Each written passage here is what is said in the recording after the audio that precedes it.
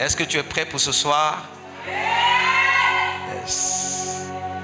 Ce soir, je parle avec toi sur le thème 4 personnes que tu dois forcément avoir, obligatoirement avoir, pour que ta destinée s'accomplisse.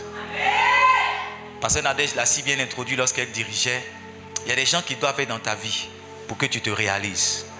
Sinon, arrivé un moment de ta vie, tu vas réaliser qu'il y a quelque chose qui te manque. N'est-ce pas vrai que tu as expérimenté que quelque part tu avais besoin de quelqu'un pour te pousser? N'est-ce pas vrai que tu as expérimenté que quelque part tu avais besoin de quelqu'un pour t'aider, pour te prendre par la main? Que quelquefois tu avais besoin de connaître quelqu'un, tu avais besoin de connaître un numéro de téléphone, quelqu'un qui est bien placé. N'as-tu pas déjà eu un problème où tu as demandé à quelqu'un, est-ce que tu ne connais pas quelqu'un dans le bureau là-bas? Est-ce que tu ne connais pas quelqu'un dans l'hôpital là-bas? Est-ce que tu ne connais pas quelqu'un dans cette administration? Il y a certaines personnes, il y a beaucoup de types, mais il y a 4 types que je veux te partager. Ces personnes-là doivent être indispensables dans ta vie. Et après cela, on va finir avec la faveur des hommes. Est-ce que tu es là? Le premier type de personnes que tu dois avoir, c'est ce que j'appelle les influenceurs. Ça n'a rien à voir avec nos influenceurs que tu connais. Amen. Les influenceurs. Dis avec moi les influenceurs. Les influenceurs. Alors les influenceurs, c'est quelle catégorie de personnes? C'est ceux-là qui sont les décideurs, les fondés de pouvoir. Ce sont des gens dont la parole compte et dont les actions peuvent changer ta vie. Quand vous lisez Actes le chapitre 4 ou Actes le chapitre 5, je vais trouver, la Bible dit qu'il y avait une réunion du conseil des sacrificateurs. Le Sanhédrin s'était réuni et ils étaient en train de discuter sur l'avenir des disciples, sur le sort qu'ils allaient réserver à Pierre et à ses amis. Certains disaient non, on va le dire, il ne faudrait plus qu'il parle au nom de Jésus. Certains disaient, il ne faudrait plus qu'il fasse ceci, qu'il fasse cela. Acte 5, verset 33. Certains disaient, on va les tuer, on va faire ceci, on va faire cela. Verset 34, allons-y au verset 34. Acte 5, verset 34. La Bible dit, suivez très bien. La Bible dit, verset 34, mais un pharisien nommé Gamaliel, docteur de la loi, estimé de tout le peuple. Les influenceurs, ce sont des gens qui ont l'estime de tout le peuple. Ce sont des gens qui ont le respect de tout le peuple. La Bible dit, il se leva dans le Sanhédrin et ordonna de faire sortir en un instant les apôtres. Gamaliel, ce n'était pas le souverain sacrificateur. Le Sanhédrin, c'est un conseil, d'accord, du souverain sacrificateur et des sacrificateurs, des personnes qui gèrent le temple. Donc, Gamaliel, il était connu comme un docteur, un enseignant. Et il était dans ce conseil-là. Et puis, regardez, dans le conseil, il prend la parole et il donne un ordre dans le conseil. Il dit, faites sortir en un instant les apôtres. Et les gens vont obéir. Verset 35. Verset 35. Il leur dit, hommes israélites, prenez garde à ce que vous allez faire à l'égard de ces gens. Car il n'y a pas longtemps que parut Teudas, qui se donnait pour quelque chose, et auquel ralliaient environ 400 hommes. Il fut tué et tous ceux qui l'avaient suivi furent mis en déroute et réduits à rien. Verset 37. Après lui parut Judas le Galiléen à l'époque du recensement. Il attira du monde à son parti. Il périt aussi et tous ceux qui l'avaient suivi furent dispersés. Verset 38. Et maintenant je vous dis, ne vous occupez plus de ces hommes et laissez-les aller. Si cette entreprise ou cette œuvre vient des hommes, elle se détruira. Mais si elle vient de Dieu, vous ne pourrez pas la détruire. Ne courez pas le risque d'avoir combattu contre Dieu. Verset 40, c'est le verset qui m'intéresse. La Bible dit, ils se rangeaient tous de son avis. Un homme qui a de l'influence ou bien un influenceur, c'est quelqu'un qui règle un problème. Il vient comme ça, il dit, celle-là a raison. Et puis tout le monde dit, oui, elle a raison. Il vient, il dit, bon, celle-là c'est ma fille, suivez-la. Ou bien il donne une recommandation. Il dit, lui là, il vient en mon nom, embauchez-le. Écoutez-moi bien, j'ai écouté le témoignage d'un monsieur qui allait faire un concours pour rentrer dans l'armée, test pour rentrer dans l'armée. Et quand il est parti, ils l'ont éliminé sur sa taille. Parce que dans l'armée, en tout cas avant, il y a une certaine taille qu'il faut pour rentrer dans l'armée. Vous êtes d'accord avec moi? Et quand ils l'ont éliminé sur sa taille, son papa allait voir un général à la retraite qu'il connaît.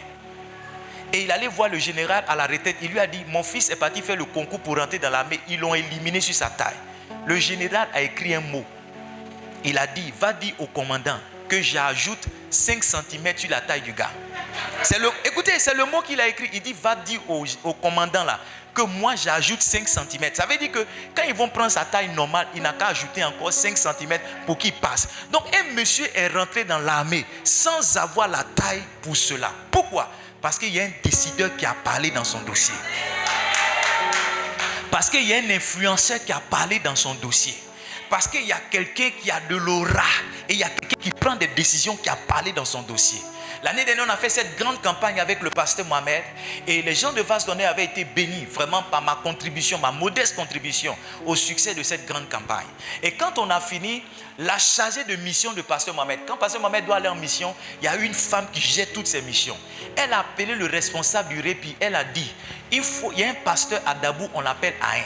C'est lui le président du répit à Dabou. Normalement, il doit avoir un conseil, il doit avoir des élections, il doit avoir des tests. Elle dit, tout ça, ça n'existe pas. Je te dis que le gars là, il est président. Donc en fait, le président national a été informé que je suis le président régional quelque part. Pourquoi? Parce qu'il y a une femme qui est une décideuse. Il y a une femme qui est une influenceuse. Il y a une femme qui a de l'autorité qui a parlé en ma faveur. Frères et sœurs, si Dieu peut vous donner 2 ou 3 personnes qui ont ce genre de capacité, ce genre d'autorité pour parler dans votre vie, même quand vous serez mort, on va ordonner qu'on vous réveille. Même quand vous serez soulagé, on va ordonner qu'on vous réveille. Je prie que Dieu te connecte à ce type de grâce au nom puissant de Jésus-Christ de Nazareth. Comme j'ai dit, ce sont des gens dont la parole ou l'action peuvent changer votre vie. Ce sont des gens qui parlent en votre faveur. Ce sont des gens qui peuvent vous sortir de n'importe quelle situation. Frère, il y a des gens qu'on arrête, ils sont à la gendarmerie et puis le commandant de brigade reçoit un coup de fil. Et puis il dit, ok, bien reçu, bien reçu, bien reçu. Et quand il revient de son appel, il dit, bon, laissez-lui là partir. Et toi, tu es au milieu des gens là-bas, tu ne comprends pas pourquoi. Vous tous, on vous a arrêté et puis il y a un seul qu'on a libéré. Celui qu'on a libéré là, il y a un décideur qui a parlé dans sa vie. Il y a un influenceur qui a parlé dans sa vie. Vous êtes plusieurs à aller faire un test quelque part, aller déposer votre dossier. Et pendant que vous êtes alignés, on vient chercher quelqu'un au milieu de vous. Et tu commences à te plaindre. Oh, le pays est corrompu, le pays est ceci, le pays est cela. Regarde, celui qu'on est venu chercher là, il y a un homme d'autorité, il y a une femme d'autorité, il y a un influenceur, il y a un décideur qui a parlé dans sa vie. Frère, j'ai observé que quelquefois, on a besoin de certaines personnes, de ces personnes-là, pour qu'on puisse avancer. Je te promets que si on avait eu des décideurs depuis, si on avait eu des gens qui pouvaient, avec leur autorité, parler en notre faveur, les choses auraient été différentes. Les choses auraient été différentes. Quel est le décideur qui parle pour toi? Quelle est l'autorité qui parle pour toi? Quand ces gens-là parlent dans ta vie, on fait exception avec toi. Quand les gens-là parlent dans ta vie, on n'applique plus les règles quand ça te concerne toi. Quand les gens-là parlent dans ta vie, ils te donnent ce que tu ne mérites pas. Ils augmentent comme ce monsieur qui n'avait pas la taille. Ils augmentent ta taille que tu n'as pas. Ils augmentent ton argent que tu n'as pas. Une recommandation qui vient de la part de ces personnes, ça peut te donner un travail pour lequel tu n'as pas de diplôme. Ça peut te donner une position pour laquelle tu n'as pas l'expérience. Ça peut te donner de l'argent pour lequel tu n'as pas travaillé parce que tu es venu au nom de la personne. Oh, je prie que Dieu te connecte à des grands. Je prie que Dieu te connecte à des grands. Ma prière, c'est que Dieu te donne au moins 2 personnes comme ça dans ton existence. Dieu te donne 2 personnes comme ça dans ton existence. Lorsque la porte d'entrée dans une ville sera fermée, simplement quand tu vas composer un numéro, on va venir te chercher exceptionnellement. Azikafaru shakava, salava vevu sivrande va salavaru shakava, salava. Quand nous sommes allés au Burkina la semaine dernière, ça va là. Pendant que nous étions, quand nous sommes descendus de l'avion, il y avait une dame avec une certaine taille. Quand tu vois la dame, même tu sens qu'elle est remplie de pouvoir. Kavazi vrande le kava, kazalava. Quand on a passé le check-in, quand on passe comme ça, elle dit à notre chef de délégation, il est dedans. Quand il dit oui, tu te mets derrière elle. Il est dedans. Tu te mets derrière elle. Et puis quand elle nous a rassemblés, elle a juste marché devant nous. En marchant devant nous, on a passé tout ce qui doit être, oui, vous êtes qui? Montrez votre papier. On a tout passé. Et on est juste sorti de l'aéroport sans que quelqu'un nous arrête. Pourquoi? Parce qu'il y avait une femme d'influence. Et puis comme on a su qu'elle avait une influence, c'est-à-dire sa manière de saluer les gens dans l'aéroport. Tu sens qu'elle a l'habitude d'être là et tu sens que tous les gens là, elle les maîtrise. Parce qu'en tant que femme, elle ne s'incline pas pour les saluer. Elle s'incline vraiment à arrêter comme ça. Elle dit, du genre, mon petit, oui, ma petite, c'est comment ça va, c'est comment ça va. Et puis nous, on est derrière comme des schtroumpfs. Et puis on la suit. Pourquoi? Parce que c'est une femme d'autorité. Je prie que Dieu te connecte à des hommes et à des femmes d'autorité. Ils vont tracer le chemin pour toi. Quand tu marches avec eux, on ne te pose pas de questions. On ne te demande pas, oui, toi tu viens d'où? On ne te demande pas ta pièce d'identité. On ne fait pas de contrôle sur toi. Quand ça arrive à ton niveau, on te saute. On était des étudiants et on revenait une fois de Yamoussoukro. Je bénis Dieu pour la vie de certains de mes amis. Ils ont fini l'EMPT et ils sont allés à l'INP avec moi. Et leur premier grade, c'était grade d'aspirant lieutenant. Et à l'époque, quand on partait à l'INP, il y avait beaucoup de contrôles, beaucoup de barrages parce que le pays était encore dans un moment fragile. Est-ce que vous comprenez? Et quand on devait voyager comme ça, mes amis se mettaient en tenue. La plupart des gens qui nous arrêtaient, c'était des sous-officiers. Donc quand mes amis se mettent en tenue, on dit tout le monde descendait du car. Et nous, on ne descend pas du car. Ils restent dans le car. Et quand les corps habillés montent pour savoir mais quels sont ceux qui sont dans le cas qui ne veulent pas descendre. Quand ils voient les galons de mes gars, ils s'arrêtent comme ça, ils font comme ça, autorité. Et puis ils font comme ça, mes gars font comme ça à repos. Maintenant, moi, je ne suis pas militaire. Moi, je n'ai pas de tenue. Moi, je n'ai pas de galons. Mais je suis assis avec des autorités. Et ce qui s'applique à ces autorités-là aussi s'applique à moi. Parce que ce sont mes amis. S'ils ne descendent pas, moi aussi je ne descends pas. S'ils descendent, moi aussi je descends. Si on ne les contrôle pas, moi aussi on ne me contrôle pas. Quand on veut venir sur moi, il dit non, c'est juste mon ami. Quand mon gars dit, il dit c'est juste mon ami. Frères et sœurs, vous devez avoir des hommes d'autorité. Un jour, parmi ces amis-là, je suis allé une fois à la primature. Il y a quelques-uns de mes enfants qui m'ont suivi. On est parti, il m'a dit, devant le supermarché, attends-moi là. Et puis, il a envoyé une flèche nous chercher. Une voiture de militaires est venue nous chercher. C'est-à-dire qu'on est monté dans la voiture, il n'y a pas quelqu'un qui nous a dit oui, vous allez où, oui, vous allez. La voiture nous a accompagnés jusqu'on est descendu et puis elle nous a envoyés chez l'autorité. Chez l'autorité. Frères et sœurs, tu dois avoir quelqu'un dans ta vie qui est une autorité. Yes. Quand tu es à côté de lui, on ne te pose plus question. Le deuxième type de personne que tu dois avoir, ce sont les amis. Je ne serai pas long là-dessus. Proverbe chapitre 17, verset 17. Les amis, ce n'est pas les gens avec qui tu bois l'eau de mer. Les amis, là, ce n'est pas celle avec qui tu fais béret, maman. Ce sont tes amis. Les amis, ce n'est pas les gars là avec qui tu te prépares pour aller voler. Non. La Bible dit, est-ce que tu peux lire pour moi 1, 2, 3, go? L'ami aime en tout temps et dans le malheur, il se montre un frère. Il y a deux tests de l'amitié. L'amour que la personne a pour toi. Vous savez, l'amour ne s'éteint pas avec le temps. L'amour ne s'éteint pas avec les soucis. Il y a beaucoup de personnes ici, vous êtes rentrés dans une amitié et la première dispute qui a eu lieu entre vous, ça vous a séparés. Toute véritable amitié est soumise à des tests. Et quelquefois, ça vient des tests d'incompréhension, des tests de ceci, des tests de cela. La véritable amitié se met au-dessus de ces tests-là. La véritable amitié se met au-dessus de ces problèmes. Si un problème avec ta copine vous a séparé, c'est que vous n'étiez pas des amis. Non. La Bible dit que le véritable amour supporte. La Bible dit que le véritable amour est patient. La Bible dit que le véritable amour ne soupçonne point le mal. Quand tu aimes quelqu'un véritablement qui est ton ami, même quand on te dit que la personne a tué, tu ne peux pas croire. Parce que l'amitié, l'amour que tu as pour elle fait que tu ne peux pas penser que celle-là te fera du mal. Le deuxième test de l'amitié, c'est maintenant le malheur. On voit les véritables amis lorsque le malheur nous atteint. Tous ceux que tu dis qui sont tes amis pendant que tu es dans ta période de gloire, attends que tu perdes ce que tu as. S'ils sont encore là, c'est que ce sont tes véritables amis. Sinon, c'était des gens qui étaient intéressés par ce que tu avais. La Bible dit que le riche a beaucoup d'amis. Quand tu as des choses que les gens recherchent, les choses qui intéressent les gens, ils courent toujours après toi. Attends de perdre cela. Tu vas voir quels sont ceux qui sont tes amis. Moi, quant à moi, mes amis, ce sont ceux qui m'ont connu avant, qui ne m'ont pas laissé pendant et qui sont encore avec moi après. Sinon, le reste là, ce sont des gens de 16 ans. La véritable amitié, c'est ça. Le premier test, c'est le test de l'amour. Le deuxième test, c'est le test du malheur. Ma copine. Attends de voir si elle sera ta copine lorsque tu perdras la chose qu'elle vient chercher avec toi tous les soirs. Ma copine, attends de voir si elle sera toujours ta copine lorsque tu ne pourras pas marcher. Oh, c'est mon gars. Attends de voir si ça sera ton gars lorsque tu n'auras plus rien. La dernière fois, j'ai déposé mes enfants, je retournais à la maison et j'ai vu un de mes anciens gars. Il est descendu à la justice et quand je l'ai vu, j'ai garé ma voiture. J'étais tellement content de le voir, je voulais crier son nom. Et puis le Saint-Esprit m'a dit, mais regarde, le gars là, il est quitté jusqu'à Abidjan. Chaque fois il vient ici, il a oublié même que tu habites à côté de la justice. Sinon, il t'aurait appelé pour dire, mon gars, je suis en train de passer dans la vie. Donc quelqu'un qui ne s'intéresse pas à toi, pourquoi est-ce que tu vas aller réveiller des fausses amitiés encore? Je vous assure, j'étais descendu de ma voiture, je voulais crier. Quand j'ai entendu ça, je suis remonté dans la voiture, je suis parti.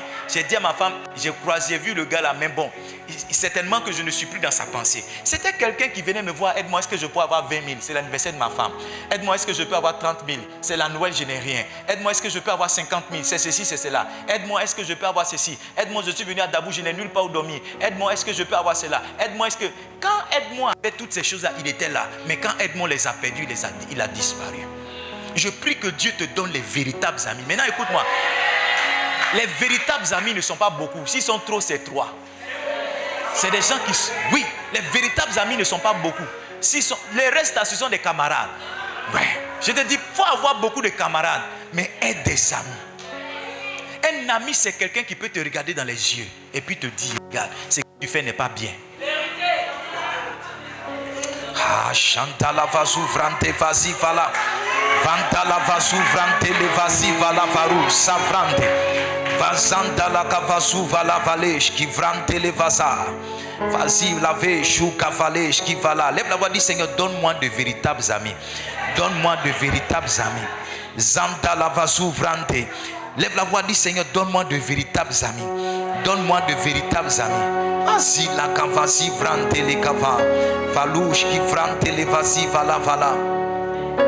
Mazanda la Kavazou Vala Vala. Dans mon Proverbe chapitre 27, le verset 5 au verset 6. Proverbe 27, verset 5 au verset 6. C'est un verset, deux versets que le Saint-Esprit me donne. Il dit quoi? Il dit, mieux vaut une réprimande ouverte qu'une amitié cachée. Quelqu'un qui t'aime vraiment, il va te dire ouvertement, ce que tu fais n'est pas bien. Mais quelqu'un qui ne t'aime pas va t'encourager dans ta mauvaise voie.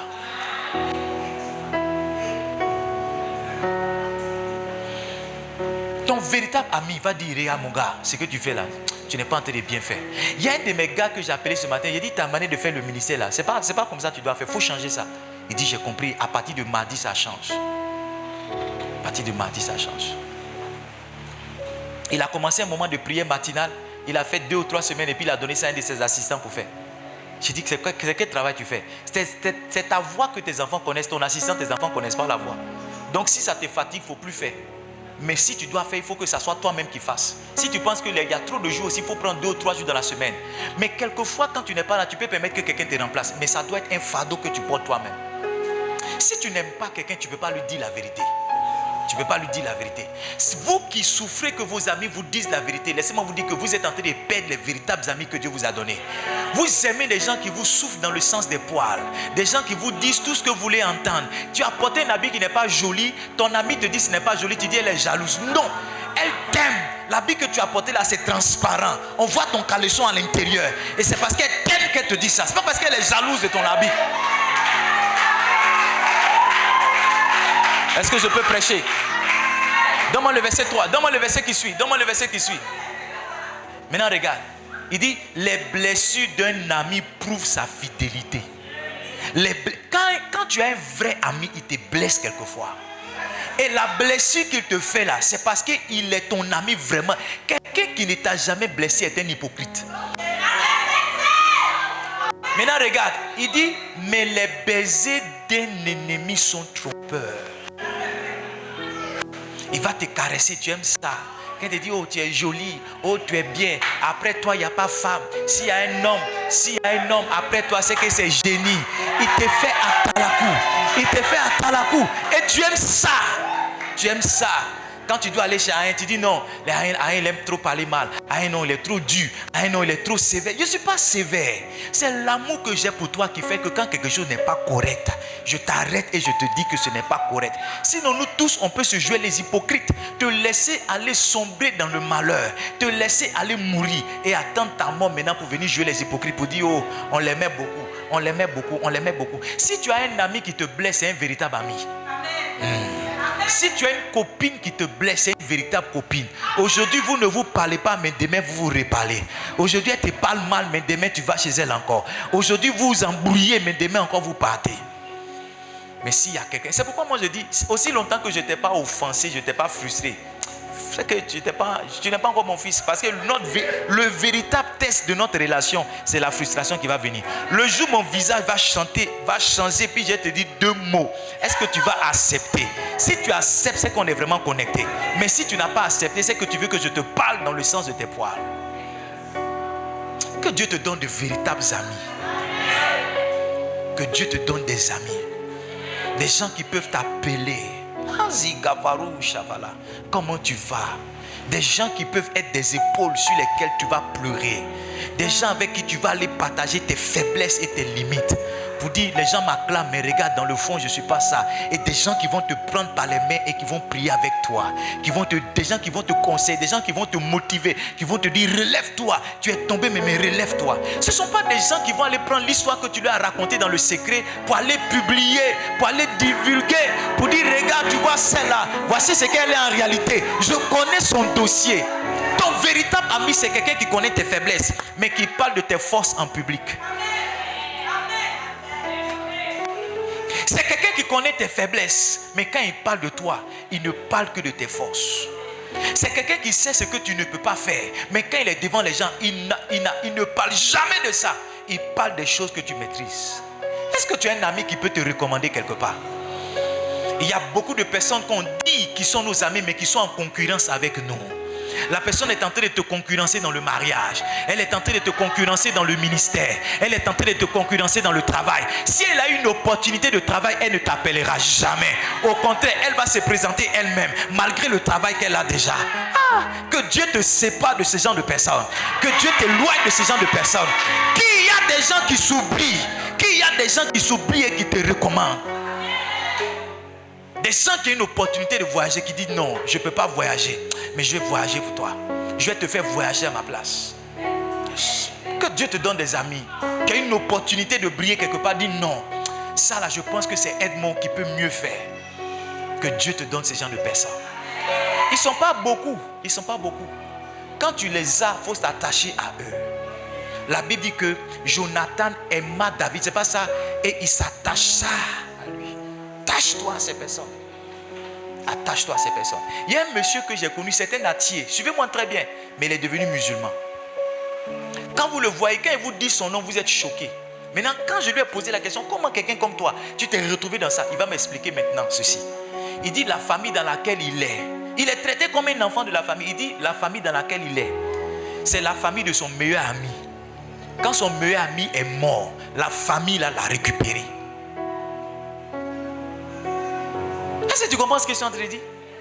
Et je suis en train de te dire quelqu'un à qui on confie la gestion des biens de la famille. Il dit lui, il est devenu membre de cette famille à cause de son amitié avec quelqu'un. Que tu aies des amitiés qui t'introduisent dans certaines familles. Que Dieu te donne des amis qui vont t'introduire dans certaines familles.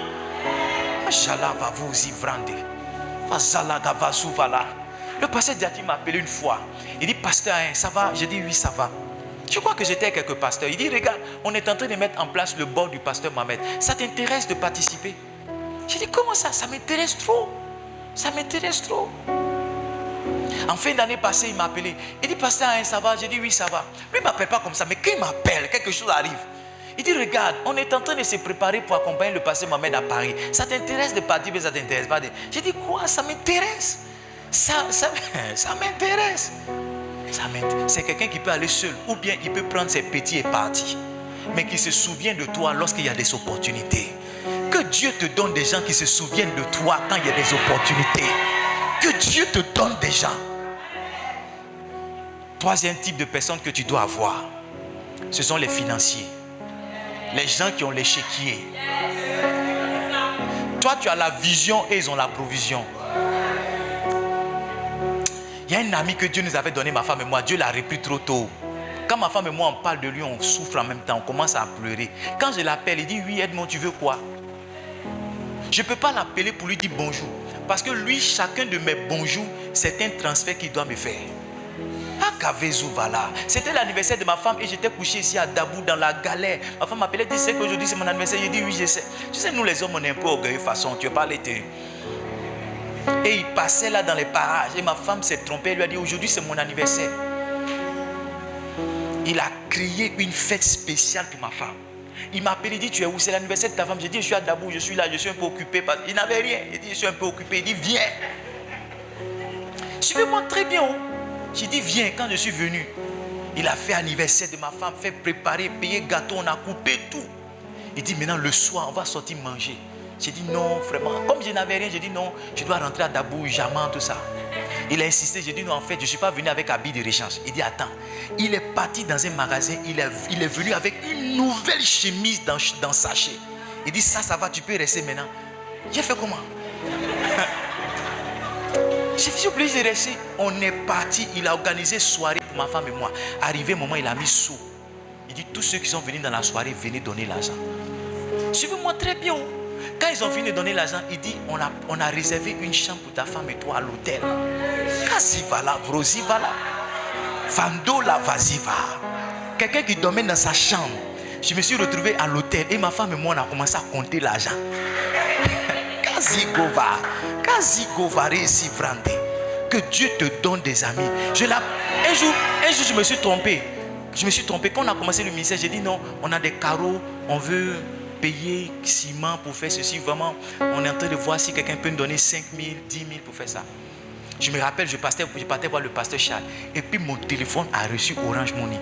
Quand il a reçu ma fille, quand je regarde, je vois 10 000, mais je sens que c'est 100 000. Si.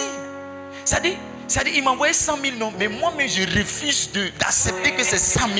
Donc j'ai lu 10 000. Donc je suis obligé de prendre mon téléphone. C'est comme si je veux augmenter l'écriture et puis je compte 1 0, 2 0, 3 0. Parce que Orange Money, quand ils envoient là, ils mettent virgule et puis ils mettent 0 0. Donc j'étais un peu mélangé. Donc je compte 1 0. Je me trompe encore, je reviens. 1 0, 2 0, 3 0. Jusqu'à ce que je réalise que le gars m'avait envoyé 100 000. Un seul coup de fil. Un seul coup de fil. Quand il est mort, on a su qu'on a perdu quelqu'un. Jusqu'à aujourd'hui, on est en deuil. Yes.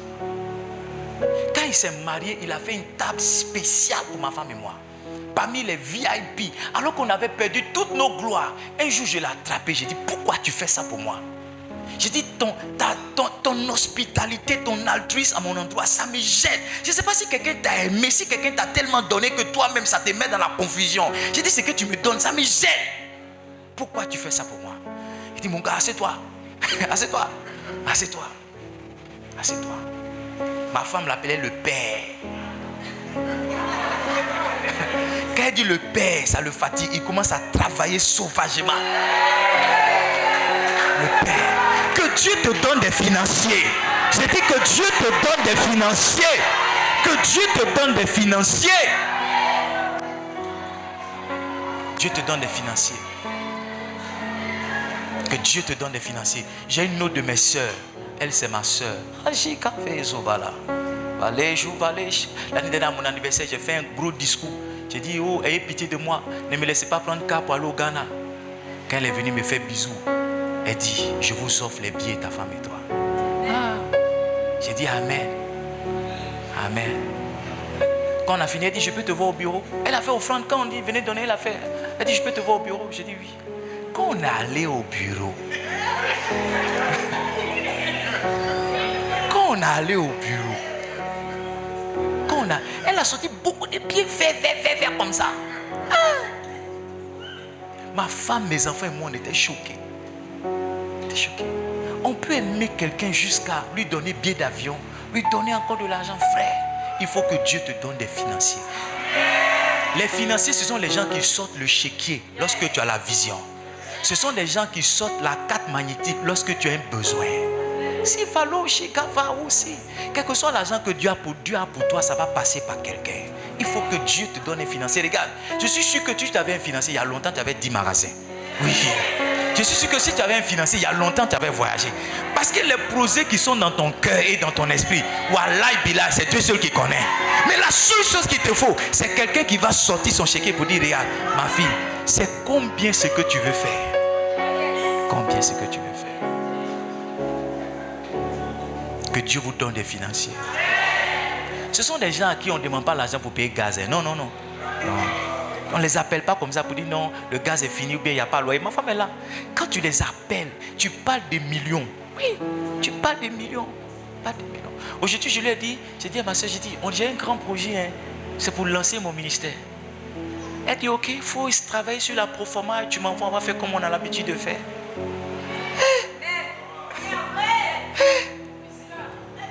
Elle dit, on va faire comme on a l'habitude de faire.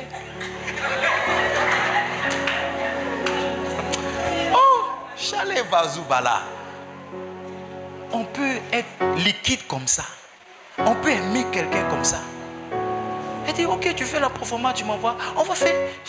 J'essaie de la prévenir pour dire non, ça fait des millions. Hein. Elle dit non, on va faire comme on a l'habitude de faire. Que Dieu te donne des financiers. En Matthieu chapitre 27, donne-moi le verset 17. Est-ce que vous êtes là? Matthieu 27. Assurez-vous que le son est bon. Matthieu combien? 27. Verset 57.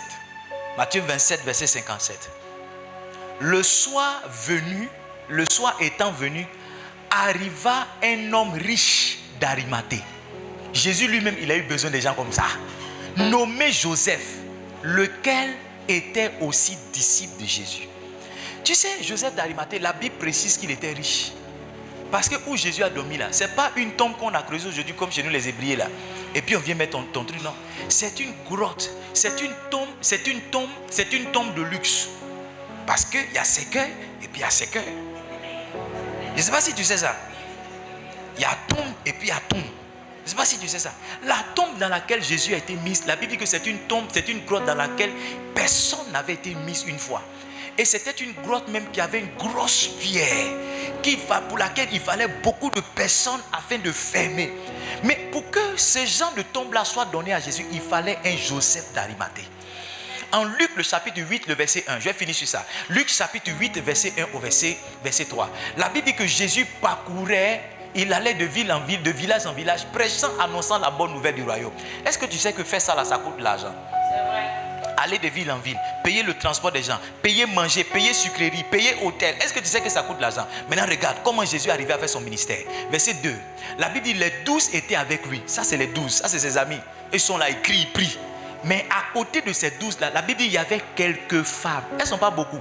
Les personnes, elles ne sont pas beaucoup. Quelques femmes qui avaient été guéries d'esprits malins et de maladies. Marie dite de Magdala, de laquelle étaient sortis 7 démons. Verset 8, verset 3, pardon. Verset 3. Jeanne, femme de Chusa, intendant des routes. Intendant, c'est quelqu'un qui gère les ressources, qui gère les richesses de quelqu'un. C'est quelqu'un qui est assis sur le sababou. C'est lui. C'est lui. La Bible dit sa femme et plusieurs autres qui faisaient quoi? Qui assistaient Jésus de leurs biens. Ma soeur, mon frère, quelqu'un doit t'assister avec ses biens. Surtout si tu es dans le ministère, Dieu doit te donner 2 ou 3 personnes qui t'assistent de leurs biens. Quelqu'un quand il dit allô, il dit oui, il y a quelle facture là-bas, pasteur? Ok, on t'envoie le dépôt tout à l'heure. Quelqu'un quand tu appelles, il dit oui, c'est quel de tes enfants qui doit aller à Paris? Quelqu'un qui t'assiste de leurs biens. Si tu n'as pas ça, tu auras beaucoup de projets qui vont s'arrêter simplement dans ton placard. Tu auras beaucoup d'affaires que tu ne vas jamais commencer. Parce que quoi qu'on dise, la saison dans laquelle nous sommes, l'argent est devenu presque indispensable. Je vous assure qu'il y a des gens qui ne seraient pas morts à un certain âge s'il y avait quelqu'un pour payer les médicaments. Il y a des gens qui ne seraient pas morts à un certain âge s'il y avait quelqu'un pour... Il y a des gens qui ont insuffisance rénale et qui vivent encore parce qu'ils ont l'argent pour faire la dialyse. Il y a des gens qui ont le VIH et qui vivent encore, qui sont en bonne santé parce qu'ils ont l'argent pour s'entretenir. Et puis on leur a dit ils ont VIH aujourd'hui, 2 semaines après ils sont morts. Il y en a, on a dit non, tu as insuffisance rénale 1 mois après, parce qu'il n'y a personne pour payer la diète. Au contraire, même quand tu as ce genre de maladie-là, ta famille commence à cotiser en même temps pour faire tes funérailles. Parce qu'on se dit que c'est une perte de temps de mettre l'argent dans ta santé, puisque ça va te conduire naturellement à la mort. Que Dieu te donne des financiers. Que Dieu te donne des financiers. Que Dieu te donne des financiers. Des gens qui vont sortir le chéquier pour tes besoins. Des gens qui vont sortir le chéquier pour tes affaires. La 4e catégorie de personnes, avant que je ne revienne sur la faveur des hommes, que tu dois avoir, ce sont ceux-là que j'appelais les fils et les disciples. Les fils et les disciples. Les fils et les disciples, qu'est-ce qu'ils ont ou qu'est-ce qu'ils font? Les fils et les disciples, ce sont ceux-là qui vont arriver là où tu ne peux pas arriver. Yes. Ils vont faire ce que tu ne peux pas faire. Aujourd'hui, j'ai essayé de faire sortir le piano pour apprendre un chant. Tu sais satisfaire tous ceux qui te cherchent. Je suis sur le piano là, je joue, je vois rien. Je vois rien. C'est comme si je pouvais dire à mon fils, viens m'aider. Tu dois avoir des fils. Les fils, ce sont les gens que Dieu te donne qui portent avec toi le fardeau de ta vision, le fardeau de ton ministère. Ce sont des gens qui te comprennent. Ce sont des gens qui sont avec toi. La Bible dit qu'il envoya les 70 là où ils devaient aller. Luc chapitre 10, verset 1. Jésus avait des disciples, il avait des fils. Est-ce que tu sais que c'est le ministère des disciples là qui fait qu'aujourd'hui nous on connaît Jésus?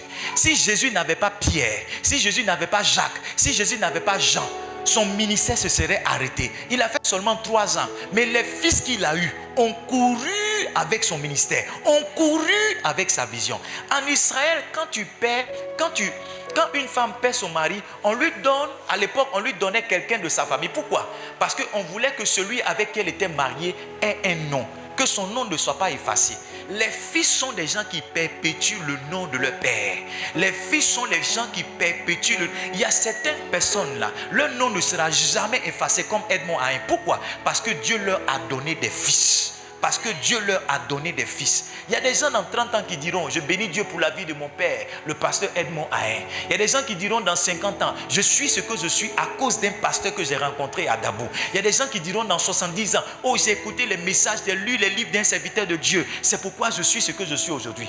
J'écoutais un homme de Dieu qui était nigérian. Il s'appelle Arimou. J'oublie un peu son nom. Il dit qu'il voulait venir en Côte d'Ivoire. Pourquoi? Parce que quand il était jeune, il a vu la vidéo d'un prophète qui s'appelait Kakou Sévérin. Et il dit qu'il se nourrissait de ces enseignements de ce prophète-là. Quand il a grandi, qu'il a eu l'argent, quand il voulait venir en Côte d'Ivoire, on lui a dit, il y a longtemps, le gars est mort. Il y a longtemps, le gars est mort. Et tu vois, parce que ce monsieur-là, il est devenu un fils, le prophète Kakou qui est mort il y a plus de 20 ans de cela, son nom est encore perpétué. Son nom est encore perpétué. Que Dieu vous donne des fils. Parce qu'il n'y a aucune vision que Dieu vous donnera que vous allez accomplir vous-même. Jamais. Jamais. Quelquefois, même dans la famille, c'est ce que tu n'as pas fait que ton fils réussit à faire. Là où tu n'as pas amené le nom de la famille, c'est là-bas que ton fils envoie le nom de la famille. Que Dieu te donne des fils véritables. Maintenant, regarde, les fils véritables, je vais ouvrir quelque chose parce que le Saint-Esprit est en train de m'aider. Quand on parle de l'enfant prodigue, les fils véritables, ce sont des enfants qui peuvent arriver à un moment réaliser qu'ils se sont trompés et avoir le courage de revenir. Yes. Ce sont des gens qui peuvent réaliser que je viens de faire une erreur. Je me suis séparé de mon père. Je dois revenir. Parce que le lien de connexion, ce n'est pas seulement le sang, ce n'est pas seulement le nom. C'est un lien qui est spirituel. Tu sais, quand tu es vraiment le fils d'un homme de Dieu, il t'apparaît en songe. Quand tu es vraiment le fils d'un homme de Dieu, quand tu rentres dans sa présence avec une préoccupation, quand il finit de te dire bonjour, qu'il commence à parler, il aborde le sujet pour lequel tu es venu et il commence à te donner les solutions pour lesquelles tu étais troublé.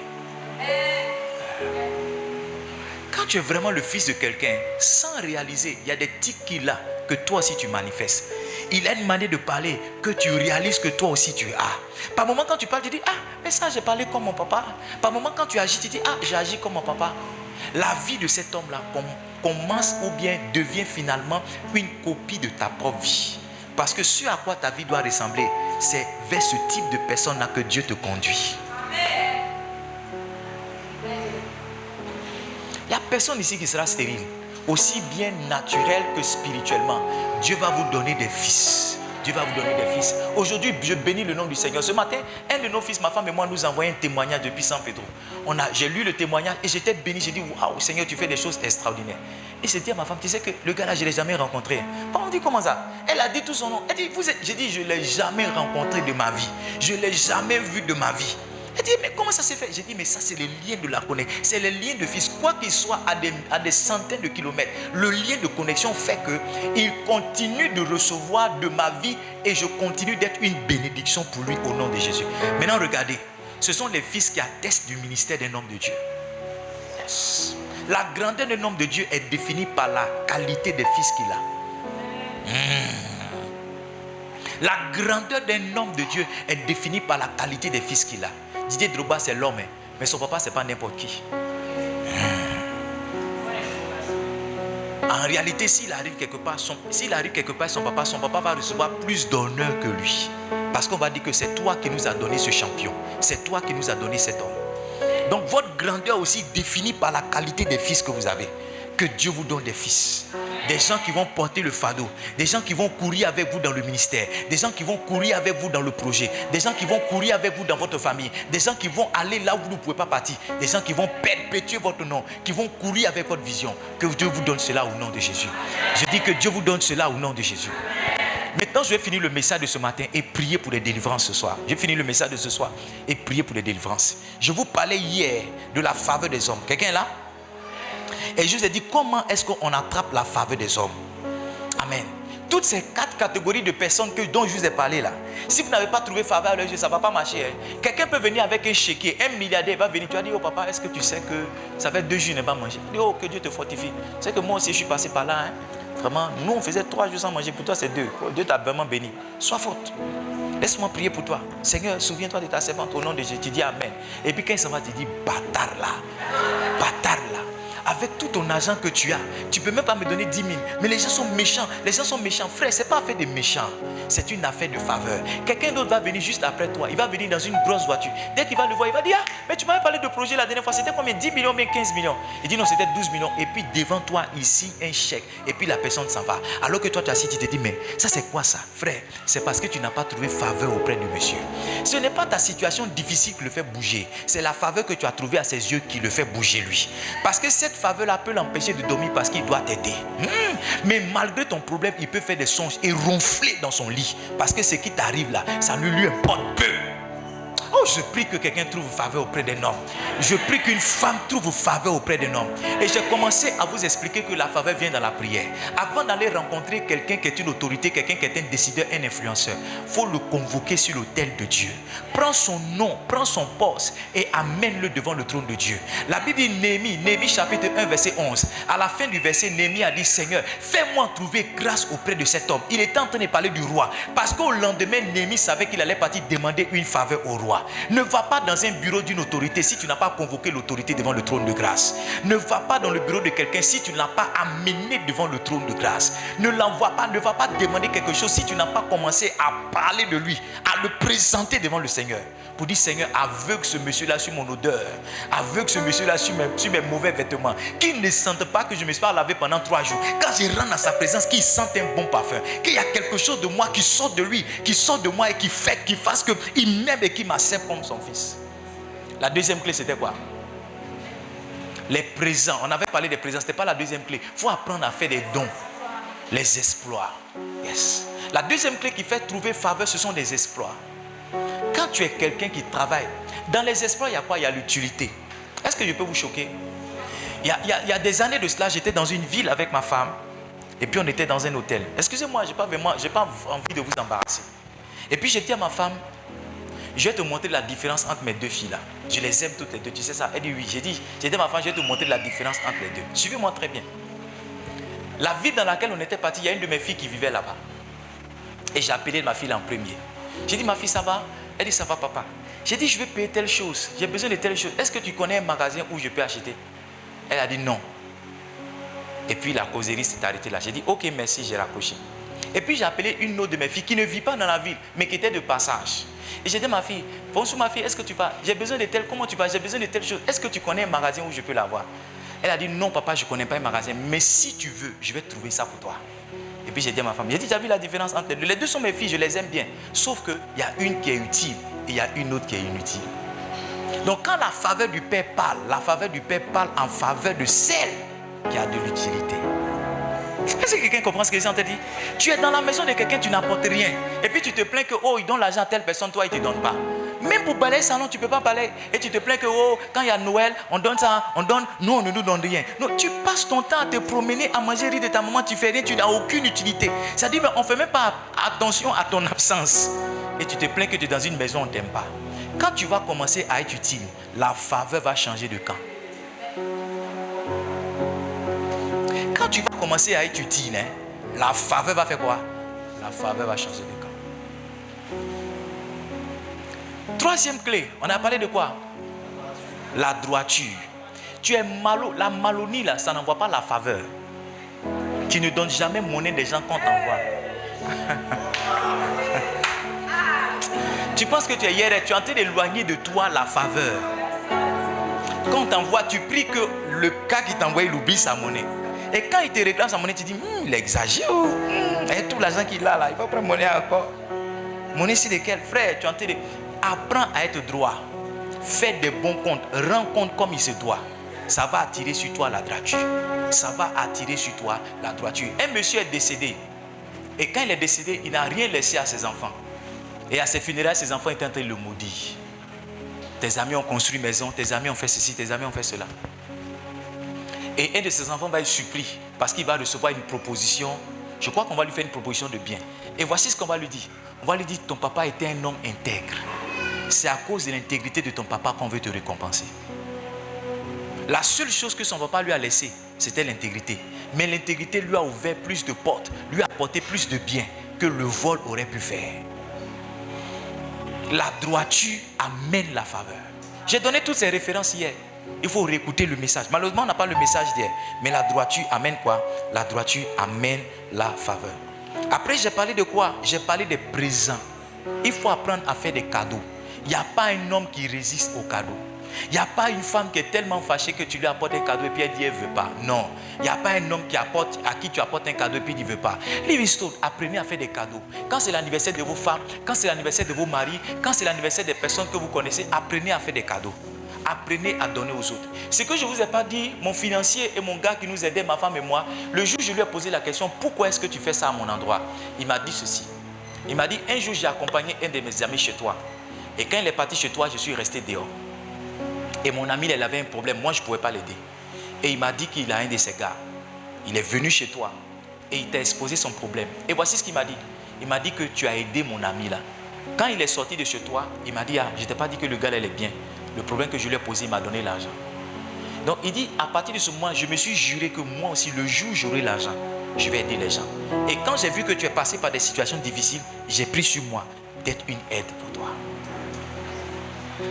La faveur là, et il y a des choses qu'on fait qui amènent la faveur vers nous. Tu ne donnes jamais rien à quelqu'un. Même un pecto d'après quelqu'un dans cette nation, tu ne peux pas donner à quelqu'un.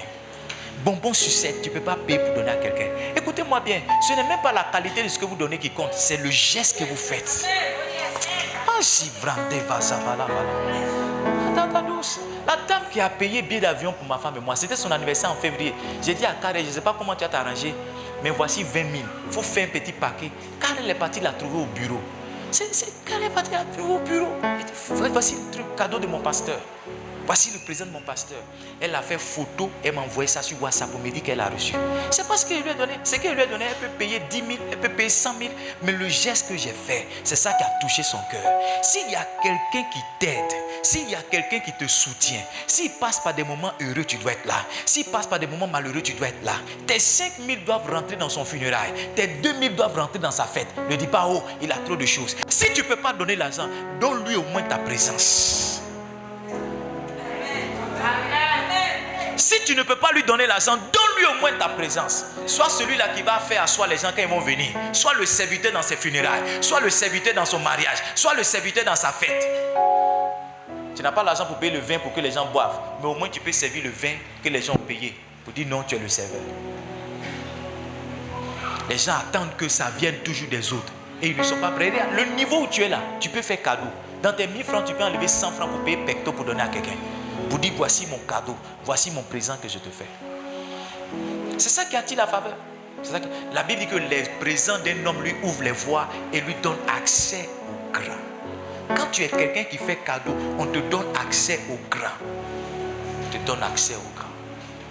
Il faut être intentionnel. Il faut être comment? Tu dois même, à la limite, mais tu dois économiser. Please check my sound. Tu dois économiser l'argent et attendre des opportunités. Ah, elle se marie. Ok.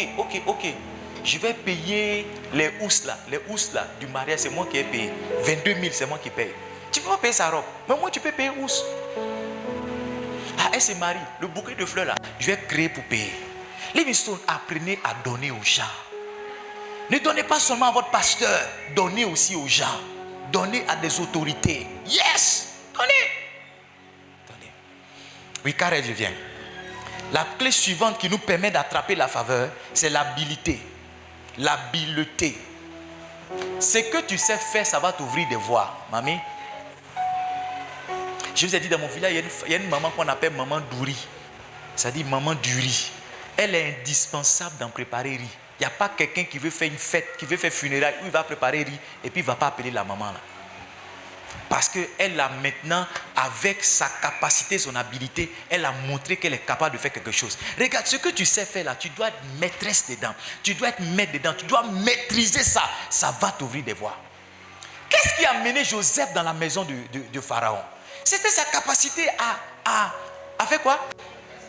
À interpréter les songes. Il était devenu spécialiste dans l'interprétation des songes. Au point que les chansons lui a dit, je connais un hébreu, il est en prison là-bas. Si on lui explique les songes là, il va donner le sens. L'habileté, la capacité que tu as, tu dois devenir maître dedans. Pour que lorsqu'on va chercher là quelqu'un pour le faire, on t'appelle pour le faire. Yes. Tu peux vendre un ticket poisson et puis les gens vont te dépasser pour aller payer pour ta copine. Pourquoi? Parce qu'elle a une manière de faire que toi tu ne fais pas. Tu peux avoir un salon de coiffure, les gens vont te laisser. Ils vont payer transport pour aller. Ils vont payer transport pour aller. Parce qu'ils ont une manière de faire. Toi, tu ne fais pas ça. Ils sont habiles dans leur manière de faire. La Bible dit en Proverbe chapitre 22, le verset 29. Proverbe 22, verset 29. Il dit, si tu vois un homme habile dans son ouvrage, il ne se tient pas près des insensés. Il se tient près des rois. Ça veut dire que l'habileté d'un homme lui ouvre des voies. Ce qu'un homme sait faire, ça peut lui ouvrir des voies. Frères et sœurs, s'il y a quelque chose que vous avez appris à faire, que ce soit à l'école, que ce soit dans la vie, devenez maintenant des experts dans cette chose. Vous allez voir des portes s'ouvrir pour vous. Allez voir des portes s'ouvrir pour vous. Quant à moi, j'ai décidé cette année de lancer mon ministère des livres. J'écris chaque fois sur Facebook, les gens sont bénis. Oh, les gens sont bénis, les gens me racontent tes témoignages. Oh, je n'avais pas de prédication. Ce que tu as écrit là, j'ai pris, j'ai prêché. Ça marchait à l'église. Oh, je manquais d'inspiration. Je suis allé sur ta page, j'ai pris, j'ai dit, ok, c'est bon. Maintenant, je vais devenir spécialiste. Tout ce que j'écris, un ton là, je vais rassembler ça dans un livre et je vais publier. Ça aussi, c'est une porte que c'est en train d'ouvrir. Soyez des hommes et des femmes habiles. On va te dire, qu'est-ce que tu sais faire? Ah, j'étais chez ma grand-sœur là-bas, je disais, moi, elle gardait ses enfants. Qu'est-ce que tu sais faire? Non, j'étais à l'université, j'ai fait lettres modernes. Qu'est-ce que tu sais faire? Oui, qu'est-ce que tu sais faire? Qu'est-ce que tu sais faire? Qu'est-ce que tu sais faire? Non, c'est-à-dire, moi, mais il s'est tressé un peu, hein. À l'église, c'est moi, il chante. À l'église, c'est moi, il chante. Qu'est-ce que tu sais faire? Qu'est-ce que tu sais faire? Je vous assure, si quelqu'un rentre ici ce soir avec des opportunités de travail et puis nous pose la question à tous, qu'est-ce que tu sais faire? Il y a des gens qui vont rester assis ici. Il y a des gens parce qu'ils ne savent rien faire. Il ne peut pas coiffer. Il ne peut pas préparer. Rien. Même balayer la maison pour que ça brille propre. Il ne peut pas laver la douche, il ne peut pas laver rien. Maintenant, laissez-moi vous dire, il n'y a pas quelque chose qui est un saut métier. Hein. Parmi les gens qui sont des millionnaires là, il y a des coiffeurs aussi dedans. Parce que, vous voyez, notre tradition et notre culture nous a fait croire qu'il y a des choses qui sont bien à faire et puis il y a des choses qui ne sont pas bien à faire. Il y a des choses qui sont honorables et puis il y a des choses qui sont moins honorables. Donc tout le monde est en train de se battre pour faire les choses qui sont honorables. Il y a beaucoup de choses honorables que vous voyez, il n'y a rien dedans. J'ai cassé mon radiateur. Je suis allé faire coller ça chez un gars. J'ai été choqué. Quand il a fini de coller mon radiateur, je ne sais pas, André m'a pris 5 000 bien. En 15 minutes, il a fini, il m'a pris 5 000 bien 6 000. Et puis les gens défilaient comme ça, ils prenaient l'argent, Arrivé un moment, il a reçu un message, il dit mon frère, viens. Quand je suis venu, il m'a donné son téléphone doucement comme ça. Il dit tu peux lire pour moi. C'est quel message? Je me suis rendu compte que le gars ne sait pas lire, ne sait pas écrire. Moi, il sait lire, il sait écrire là. Si on pouvait me donner sa place, je vous assure, il allait prendre. Parce que l'argent qu'il a pris devant moi en 2 heures de temps, j'ai dit mais le gars là, il a l'argent même que des gens qui portent veste. Toi, tu sais lire, Mariam joue à la balle, Tu fais quoi avec ça? Tu prends ça pour envoyer des tests aux jeunes filles. Tu prends ça pour envoyer des tests aux garçons. Ça aussi, c'est sorti. C'est sorti. Yes. La dernière chose, et puis on va prier. Qui est béni ce soir? La dernière chose, c'est ton travail. Ruth chapitre 2. On va lire ensemble. C'est un texte assez long, mais je vais vous montrer quelque chose. Ruth chapitre 2. Tu sais satisfaire un cœur qui te cherche. Un cœur qui te cherche. Car tu en es capable. Tu sais satisfaire un cœur qui te cherche. Un cœur qui te cherche. Car tu en es capable, tu peux satisfaire un cœur qui te cherche, un cœur qui te cherche, car tu en es capable, tu peux satisfaire, Seigneur, satisfaire un cœur qui te cherche. Un cœur qui te cherche. Yes. Ruth chapitre 2 verset 1. Ruth chapitre 2 verset 1. Naomi avait un parent de son mari. C'était un homme puissant et riche. Que Dieu te donne un homme puissant et riche. Il se nommait Boaz. Verset 2. Verset 2. Ruth la Moabite dit à Naomi, laisse-moi, je te prie, aller glaner des épis dans le champ de celui aux yeux duquel je trouverai grâce. Tu as vu la prière de Ruth? Elle a prié avant de sortir. Je vais aller travailler quelque part, mais je vais aller travailler auprès de celui auprès de qui je vais trouver grâce. Verset qui suit. Elle alla glaner dans son champ, derrière les moissonneurs. Et elle se trouva par hasard. Ce n'est pas un hasard, hein, c'est Dieu, c'est sa prière qui a amené ça. Par hasard, que la pièce de terre appartenait à Boaz, qui était de la famille d'Elimelech. Et voici Boaz vient de Bethléem et dit au moissonneur, que l'Éternel soit avec vous. Il lui répondit, que l'Éternel te bénisse. Je vais ouvrir une parenthèse pour dire à une soeur, avoir un mari qui a l'argent, ce n'est pas la beauté, c'est la grâce. Tu vas voir que beaucoup de riches même, ils ont des femmes gawas.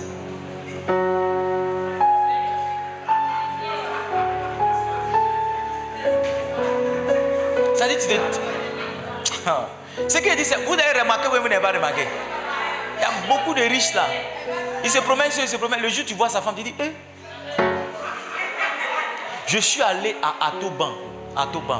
Un monsieur, on dit, vit aux États-Unis. Tu vois sa maison. Je suis parti à mon père spirituel. Tu vois sa maison. On était assis, il nous a reçus dans sa terrasse. Et puis il y a une femme qui est venue.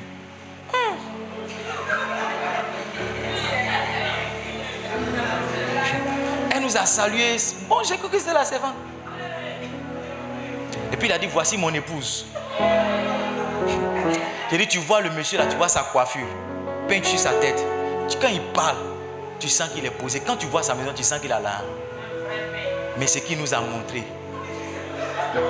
Maintenant, regarde, ce n'est pas la beauté, c'est la faveur, c'est la grâce. Parce que c'est la même chose qui est arrivée à Ruth. Boaz là, c'était un homme riche. C'est la même chose qui est arrivée à Ruth. Une veuve qui est maudite, qui est une étrangère. C'est elle qui a marié le monsieur riche. Toutes les belles femmes de Bethléem, toutes les juives qui étaient là-bas, qui avaient les yeux tirés, qui avaient les nez tirés, qui avaient les quoi tirés, les teints croustillants, les teints cacao, lait, tout ça. C'est pourquoi, maman, il faut faire make-up, c'est bon. Mais il faut beaucoup prier pour la faveur.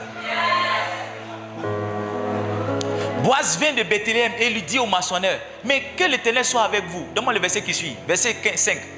Boaz dit à son serviteur chargé de surveiller le moissonneur, à qui est cette jeune femme qui n'a pas make-up, qui est dans un seul pain, qui a transpiré depuis le matin, je prie qu'on te pose cette question-là aussi. Qui tu es? Verset 6. Le serviteur chargé de surveiller les moissonneurs répondit, c'est une jeune femme moabite qui est revenue avec Naomi du pays de Moab. Regarde maintenant, la réputation de Ruth va lui donner d'avoir une telle faveur. Verset 7.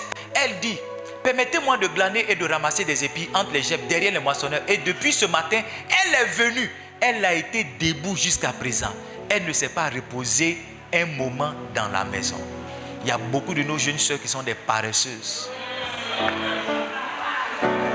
Ton seul argument de mariage, c'est la beauté. Il y a beaucoup de nos jeunes frères, ce sont des paresseux. On ne peut pas pousser brouette. Derrière l'argument, il n'y a pas de travail. En réalité, c'est un paresseux. C'est le travail de Ruth qui lui a donné. Regarde, quand Boaz a demandé qui est Ruth, il dit, quand tu vas lire plus tard, il avait déjà entendu parler de Ruth. Parce que quand Naomi est rentrée, Naomi a dit, c'est ma fille là qui a pris soin de moi. Ma fille là, elle travaille d'elle. Ma fille, elle est bien haut. Ma fille là. Quand on parle de toi comme ça en ton absence, les gens sont tentés de savoir qui tu es. Et ils sont tentés de t'avoir avec eux. Parce que ta réputation t'a déjà précédé. Frères et sœurs, qu'est-ce qu'on dit à votre sujet? C'est très important. Oh. Comment est-ce que les gens te connaissent? Ou bien pourquoi est-ce que les gens te font passer? Est-ce qu'on a dit de toi que tu es un paresseux? Est-ce qu'on a dit de toi que tu es un voleur? Si ça t'a précédé, il y a des portes qui te seront fermées. Le jour où tu vas venir, tu vas taper, tu vas dire, oh, mon nom c'est Edmond. On va dire Edmond. Et puis on va dire, mais c'est pas le... Ok, merci, ok, on vous appelle. On ne va jamais t'appeler parce qu'il y a quelque chose qu'on sait de toi qui est venu te trouver avant que toi-même tu n'arrives. Est-ce que je peux terminer? Verset qui suit, verset 8. Boaz dit à Ruth, écoute ma fille, ne va pas glaner dans un autre champ, hein. Ne t'éloigne pas d'ici, reste avec mes servants. Ça a commencé, dis avec moi ça a commencé. Verset 9, regarde où l'on moissonne dans le champ et va après elle. J'ai défendu à mes serviteurs de te toucher. C'est Boaz qui dit ça. Il dit, je leur ai dit, gare à celui, parce que quelqu'un qui ne travaille pas bien, on le chicote. Il dit, gare à celui qui va te toucher. Maintenant regarde, il dit, quand tu auras soif, tu iras au vase. Les autres vont au marigot, mais toi tu iras au vase. Tu boiras de ce que les autres serviteurs auront puisé. Hey! Oh, que cela m'arrive au nom de Jésus. La Bible dit, alors elle tomba sur sa face et se prosterna contre terre. Et elle dit, comment ai-je trouvé grâce à tes yeux pour que tu t'intéresses à moi qui suis une étrangère? En d'autres temps, en temps normal, ça veut dire que le traitement qu'il est en train de donner à Ruth, elle ne méritait pas cela. Mais à cause de la faveur, cela a marché sur sa vie. Donne-moi le verset, Ruth chapitre 3, maintenant. Ruth chapitre 3, le verset 10. Donc ici, le travail de Ruth l'a aidé. Sa réputation l'a aidé. C'est des points que tu dois noter. Je suis en train d'aller vite. Le travail qu'elle faisait l'a aidé. Sa réputation l'a aidé. Frère, il faut te battre pour avoir une bonne réputation. Quand je dis que je n'ai aucune réputation à préserver, j'exagère un peu pour vous dire qu'en fait, je ne cherche pas à plaire aux gens. Mais en réalité, je m'assure que ce que les gens disent de moi est aussi important. Parce que ce qu'on dit de moi, ça peut m'ouvrir des portes ou bien ça peut me fermer des portes. Donc si je me suis trompé un moment, je travaille à corriger l'image que les gens avaient de moi. Parce qu'il y a quelqu'un qui peut me recommander quelque part. Alléluia. Maintenant regarde, la Bible dit, c'est Boaz qui parle. Il dit, qu'est-ce qui s'est passé? Ruth est partie dormir à ses pieds parce que Naomi lui a dit, regarde, le gars il va dormir ici, donc la nuit il va dormir à ses pieds. Quand Ruth est partie dormir à ses pieds parce qu'elle a suivi le conseil de Naomi, voici ce que Boaz va dire. Il dit, sois bénie de l'Éternel ma fille. Ce dernier trait témoigne encore plus en ta faveur. Ça veut dire que ce que tu viens de faire là, ça augmente la faveur que j'avais pour toi. Ça augmente la grâce que j'avais pour toi. Ce que tu viens de faire là, ça m'a trop touché. Ça a trop touché mon cœur.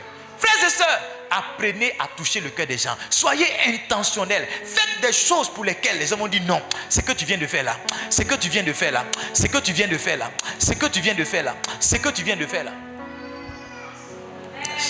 C'était un 31 décembre, je crois. Mon père spirituel avait brouillé, il avait eu un costume. Dieu m'a mis à cœur d'acheter des nœuds, cravates complets avec les boutons de manchette. Je suis arrivé chez lui là-bas. J'ai donné mon cadeau. J'ai dit, papa, j'ai un cadeau pour toi. Sa femme et lui sont rentrés dans la chambre rapidement. Il a ouvert mon cadeau. Quand il est sorti de la chambre, il dit, toi,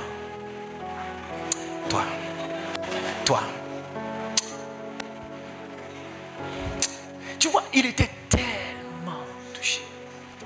touché parce que le cadeau que je lui ai fait, ça répondait. Il avait le costume, mais il n'avait pas le nœud. Le soir, j'ai vu mon père abhorrer le nœud avec fierté. Quand je le voyais prêcher, j'ai dit, yes, prêche, papa. L'onction que tu dégages, il y a pour moi dedans. Prêche, prêche, prêche. Tout Tout le monde veut faire photo. Elle dit, oh papa, tu es sapé. Le sapement de papa, il y a pour moi dedans. Prêche. Tout ce que l'homme de Dieu a fait, il dit comment? Il fait comme ça. Frère, j'ai une faveur exceptionnelle aux yeux de mon père. J'ai une faveur exceptionnelle. Mon papa ne me dit pas non. Jamais. Jamais. Jamais. Il dit, ce dernier trait témoigne plus en ta faveur que le